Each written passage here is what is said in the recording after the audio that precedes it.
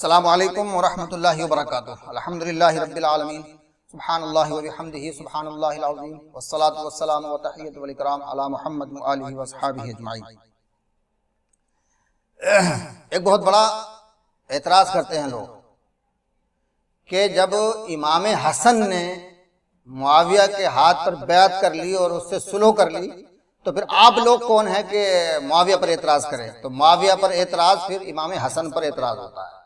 تو آج مجھے اس کا چھوٹا والا آپریشن کرنا ہے۔ اور دوسری بات یہ ہے کہ صلح میں اور بیعت میں بڑا فرق ہے۔ صلح میں اور بیعت میں بڑا فرق ہے۔ درود شریف پڑھ لیجیے گا ذرا۔ اللہم صلی علی سیدنا مولانا محمد بارک وسلم، صلاۃ و سلام علیک رسول اللہ، صلاۃ و سلام علیک یا حبیب اللہ صلی اللہ علیہ وآلہ وسلم۔ مولا علی کے جیسی فضیلت نہیں ملتی، مولا علی کے جیسی فضیلت نہیں ملتی، حیدر سے الگ ہو کر عزت نہیں ملتی، سجدے میں رہے یا کہ وہ مر جائے حرم میں، سجدے میں رہے یا کہ وہ مر جائے حرم میں، کرار کے غدار کو جنت نہیں ملتی، کرار کے غدار کو جنت نہیں ملتی۔ صلح حسن، دیکھیے صلح کرنا سنت ہے، اور اللہ نے بھی ارشاد فرمایا والصلح خیر، صلح میں خیر ہے۔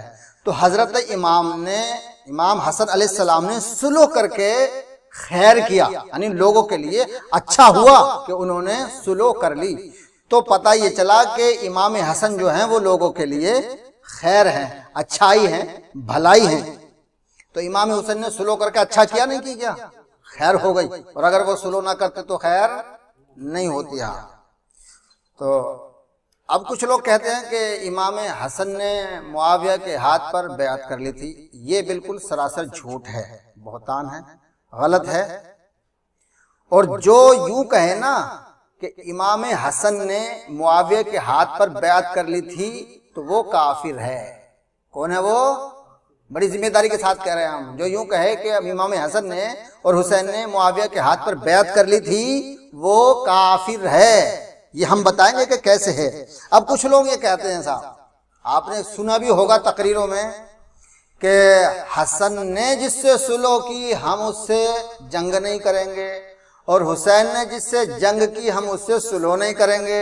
یہ جملہ بڑا مشہور ہے، مگر غلط ہے۔ آپ نے دونوں کے باپ کو چھوڑ دیا، بھئی حسن کو پکڑ لیا، حسین کو پکڑ لیا، ان دونوں کے باپ ہیں علی۔ اب جو علی سے جنگ کرے اس کے بارے میں آپ کا کیا خیال ہے؟ بھئی اس کے بارے میں کیا خیال ہے؟ جو علی سے جنگ کرے اس سے کیا کریں گے آپ؟ اس سے جنگ کریں گے کہ پیار کریں گے؟ حضرت علی کو چھوڑ دیا اور بیٹوں کو پکڑ لیا۔ ہم کہتے ہیں جو مولا علی پر، رسول پر لعنت کرے ہم اس پر لعنت کریں گے، جو مولا علی پر، رسول پر لعنت کرے ہم اس پر لعنت کریں گے، جو مولا علی سے جنگ کرے ہم اس سے جنگ کریں گے۔ ہم امام حسن اور امام حسین کے قاتل کو حرامی اور جہنمی کہیں گے۔ ہم بخشنے کے نہیں ہیں، دوغلی پالیسی نہیں کھیلنے کے ہم۔ ظالم بھی رضی اللہ، مظلوم بھی رضی اللہ ہے، اپنی محبت کا انداز جداگانہ، ظالم سے بھی الفت ہے، مظلوم سے بھی یارانہ۔ تو صلح کرنا سنت ہے، اور امام حسن علیہ السلام نے اپنے نانا کی سنت کو ادا کیا ہے۔ نانا نے صلح حدیبیہ میں کفار و مشرکین سے صلح کی ہے، اور امام حسن نے اپنے نانا کی سنت کو ادا کیا ہے، اس نے منافقین سے صلح کی ہے۔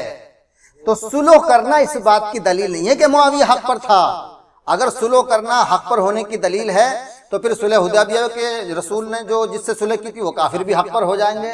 نہیں۔ تو معلوم یہ ہوا کہ رسول نے کفار سے صلح کی اور امام حسن نے منافقین سے صلح کی۔ اب اتنا سمجھ لیجئے کہ نبی نے معاویہ کے باپ سے صلح کی اور نبی کے بیٹے حسن نے، نواسے نے، معاویہ اس کے ابو سفیان کے بیٹے سے صلح کی۔ وہاں نبی کے مقابلے پہ باپ تھا اور یہاں حسن کے مقابلے میں صلح پر ابو سفیان کا بیٹا تھا۔ بات تو برابر ہے۔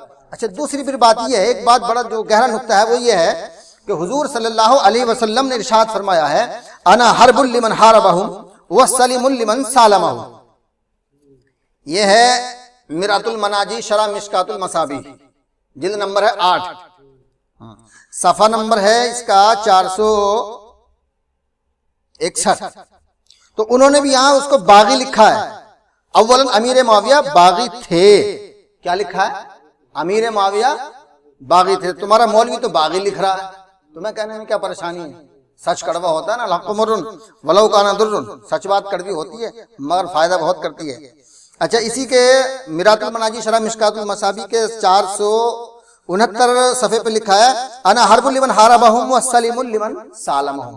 حضور فرماتے ہیں کہ جس نے میرے اہل بیت سے جنگ کی اس نے مجھ سے جنگ کی، اور جس نے میرے اہل بیت سے صلح کی اس نے مجھ سے صلح کی.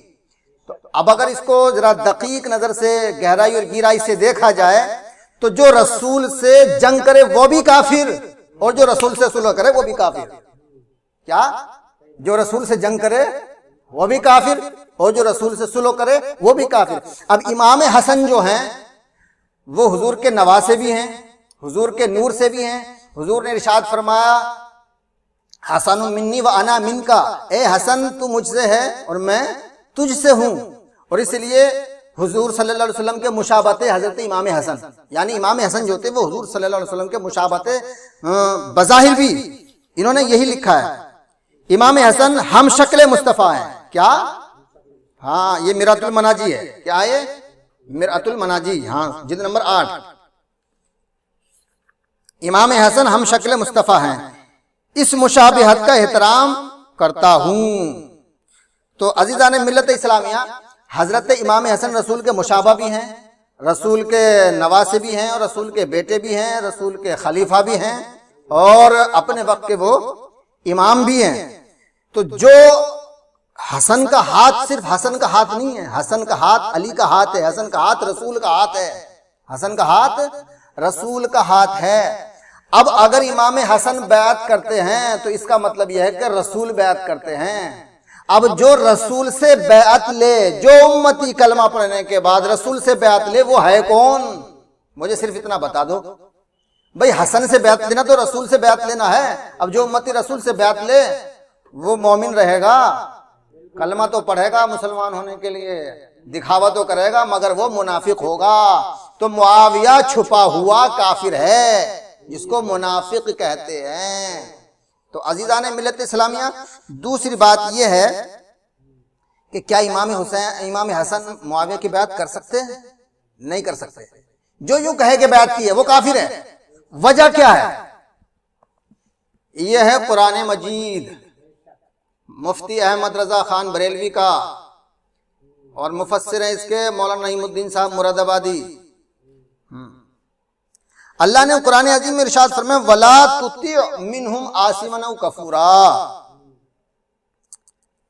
اور ان میں کسی گناہگار یا ناشکرے کی بات نہ سنو.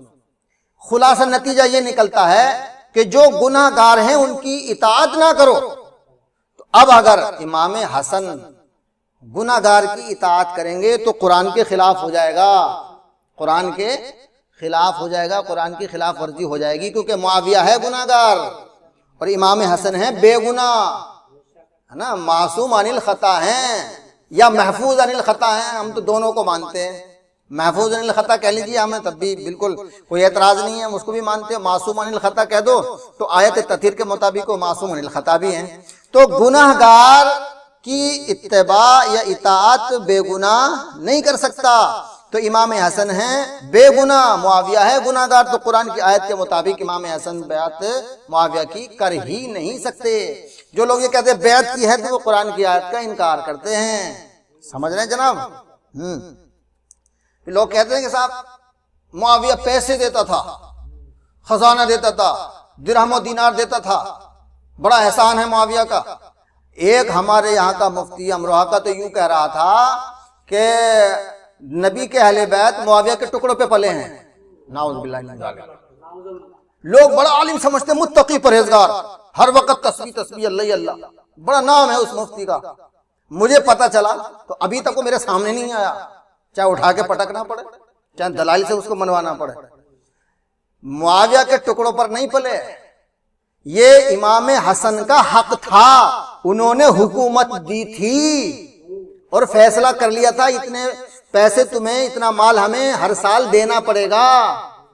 تو جو انہوں نے فیصلہ کیا تھا، سلو کی تھی، اس میں جو شرائط تھے اس میں لکھا ہوا تھا، تو معاویہ شرائط کے مطابق امام حسن کو مال و دولت دیتا تھا، کوئی احسان نہیں کرتا تھا، انہوں نے حکومت دی تھی تو وہ دولت دیتا تھا۔